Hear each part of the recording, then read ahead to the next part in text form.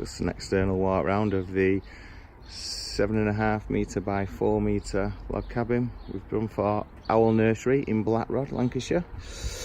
Customers painted it themselves. We've done a timber frame base. They've gone with the option of the aluminium sliding doors from the external.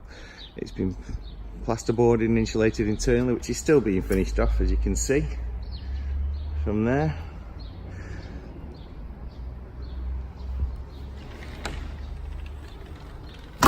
Self-locking doors on the outside.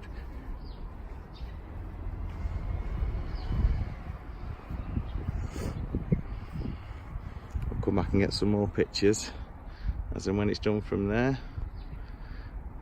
Nice obligatory chair at the side, but quite a lovely looking cabin with the EPDM roof on. Blends in very nice with the aluminium sliding doors that we've got on there as well. So we'll get some more pictures when it's all finished off with the decking and internally done. Although a job done, timber building specialists.